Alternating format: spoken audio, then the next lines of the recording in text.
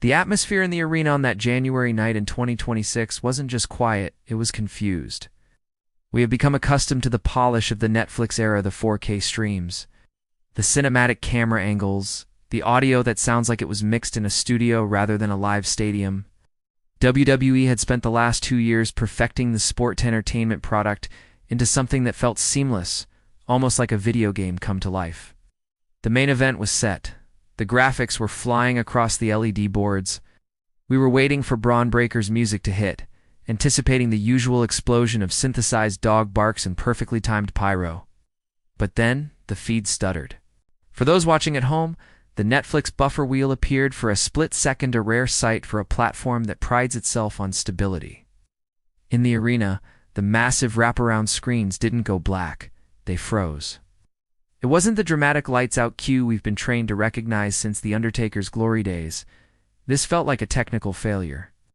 A low-frequency hum began to bleed through the PA system, an ugly, grounding noise that made people cover their ears. You could see the ring announcer, Samantha Irvin, tapping her microphone, looking toward the production area with genuine concern. The commentary team, usually so quick to cover mishaps with banter about live TV, fell into dead air. Michael Cole wasn't speaking. Pat McAfee wasn't dancing. They were looking at their monitors, then at each other, removing their headsets. That was the first sign of danger.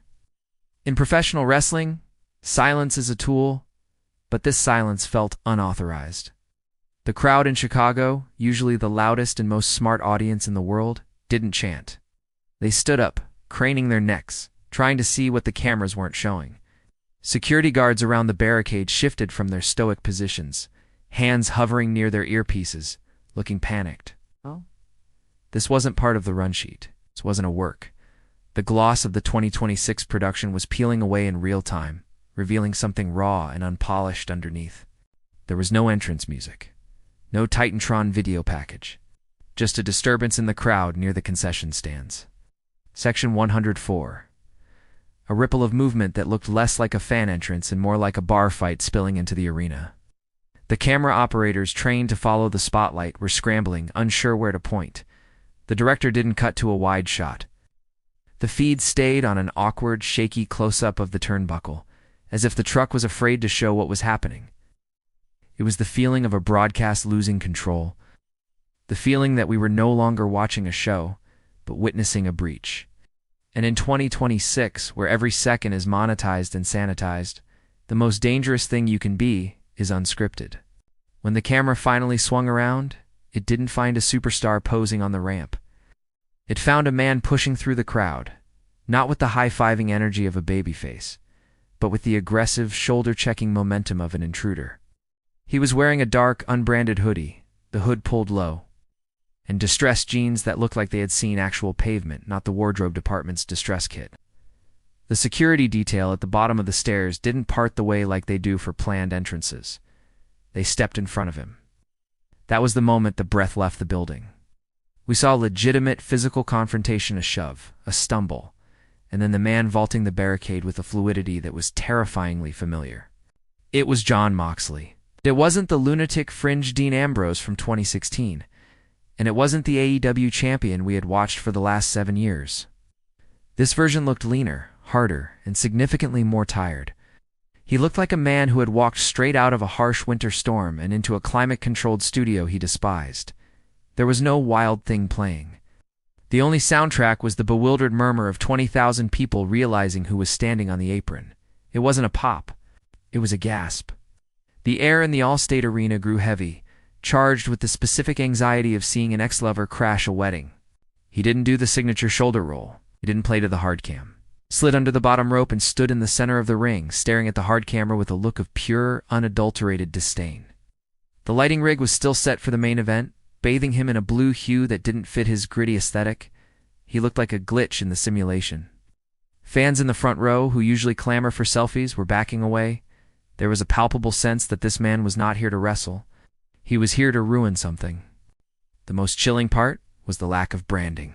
No merchandise, no catchphrases on the screen. Just a human being standing in a billion-dollar ring, breathing heavy, his knuckles taped with dirty, fraying athletic tape. He paced the canvas like a caged animal, his eyes darting to the commentary table, then to the stage. It felt predatory. We are so used to dangerous wrestlers being monsters like Brock Lesnar or mystical figures like Bray Wyatt. But this was the danger of reality. It was the danger of a man who knows all the secrets and has decided to stop keeping them. He reached into his pocket, not for a weapon, but for a black, unbranded microphone he must have brought with him. The feedback squeal as he turned it on was the loudest sound of the night. When he finally spoke, his voice was cracked, raw, and completely devoid of the wrestler voice cadence. He didn't start with "cut the music" or "let me tell you something." He just started talking, low and fast, as if he was in a rush before the feed was cut. He spoke about the glass walls of the industry, about how the war was over and the soldiers were left to rot. He looked directly at Michael Cole, who was visibly pale, and asked, "Is this what victory looks like, Cole? Plastic?" It was a shoot, but it wasn't the kind of work shoot we see on TV where the lines are blurred but approved. This felt like a manifesto. Then the music hit. Not his music. The generic, upbeat corporate rock of the current general manager, Adam Pearce. Pearce walked out, not with his usual authority, but with a frantic pace, waving for the timekeeper to ring the bell, for security to intervene. But Moxley didn't retreat. He laughed. It was a dry, humorless sound that echoed through the silent arena. He leaned against the ropes, inviting the conflict. "Send them out," he dared, his voice amplifying over Pearce's entrance theme. "Send the kids you trained to wrestle like gymnasts. Send the writers. Send the board." The confrontation that followed wasn't a match. It was a standoff. Pearce entered the ring, flanked by 3 large security guards. The mic exchange that should have happened, the "I'm running this show, you don't work here" speech, never got off the ground. Moxley simply dropped the mic and stepped into Pearce's personal space. The height difference, the posture, it was all wrong. Pearce looked like an executive. Moxley looked like a street fighter. The illusion of authority, which WWE relies on to keep its universe spinning, shattered in that proximity. Then came the physical contact. It wasn't a wrestling move. Moxley didn't hit a dirty deeds. He simply shoved Pearce hard into the turnbuckle. The security swarmed, but the way Moxley moved, low center of gravity, elbows flying, protecting his head, looked like a bar brawl, not a spot. He took one guard down with a double-leg takedown that looked clumsy and violent. The crowd wasn't counting along or chanting "Holy SHT." They were screaming in genuine alarm. The referee, who had stayed outside the ring, was frantically signaling the X symbol, not for an injury, but to kill the segment. It was ugly. It was messy. It was the antithesis of the polished product we had tuned in for. And for 3 minutes, the most powerful wrestling company on earth looked powerless to stop one man who simply refused to follow the script. The feed didn't cut to black. It cut to a technical difficulty slate, the Netflix N pulsating against a red background. But in 2026, the broadcast is only half the story. Within seconds, social media was flooding with cell phone footage from inside the arena. We saw what the cameras tried to hide. We saw Moxley being restrained not by wrestling security, but by actual uniformed police officers who had rushed the ring.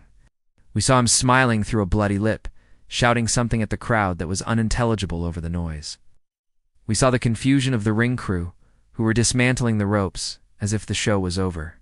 Backstage reports began to leak immediately. Wrestling journalists were posting frantic updates. "Backstage is chaotic," one tweet read.